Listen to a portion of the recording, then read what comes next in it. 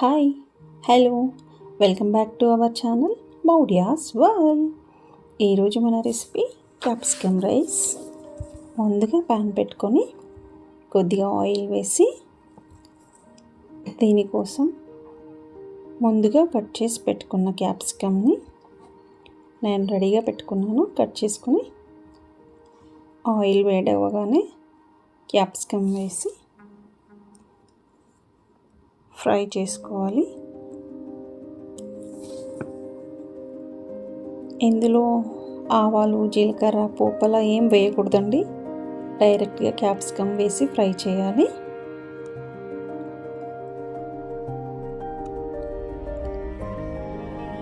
ఈ capsicum rice కోసం మనం ఒక పౌడర్ ప్రిపేర్ చేసుకోవాలండి.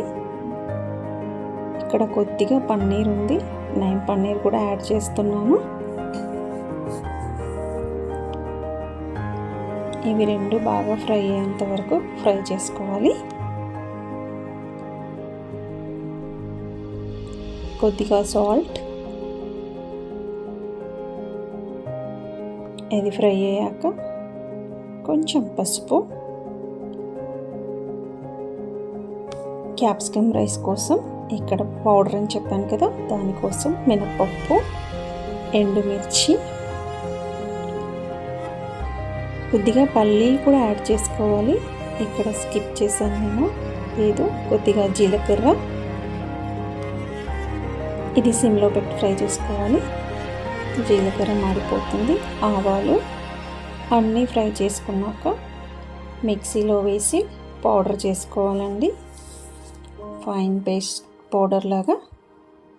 ఇక్కడ చూడండి, మినపప్పు, పల్లీలు, ఎండుమిర్చి, ఆవాలు, జీలకర్ర చల్లారాక మిక్సీలో వేసి పౌడర్ చేసుకోవాలి. ఇలా చేసుకున్న పౌడర్ని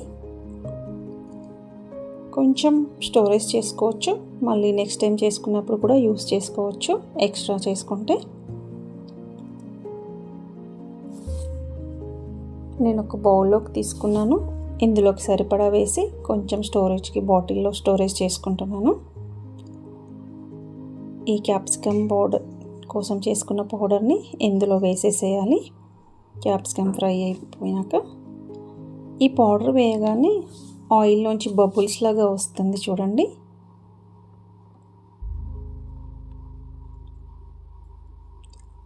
ఇది బాగా ఫ్రై అవ్వాలి.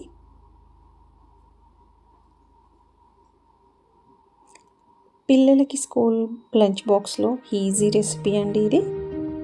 టేస్ట్ కూడా చాలా బాగుంటుంది.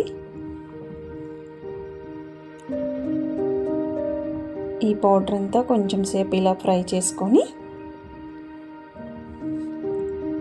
ముందుగా ఉడికించి పెట్టుకున్న అన్నాన్ని మనం పొడి పొడిగా చేసుకొని ఇది ఫ్రై అవ్వగానే రైస్ ఇందులో వేసుకోవాలి. రైస్ వేసుకొని బాగా మిక్స్ చేయాలి. ఆ పౌడర్ అంతా రైస్కి పట్టేలాగా. సరిపడా సాల్ట్ మీరు చూసుకొని వేసుకోండి. నేను ముందుగానే వేసేసాను ఇందులో. అండ్ పౌడర్ చేసేటప్పుడు కూడా కొద్దిగా ఆ పౌడర్లో సాల్ట్ కూడా యాడ్ చేసుకొని చేసుకోండి మిక్సీ చేసుకున్నప్పుడు. అంతే, easy recipe ready, capsicum rice.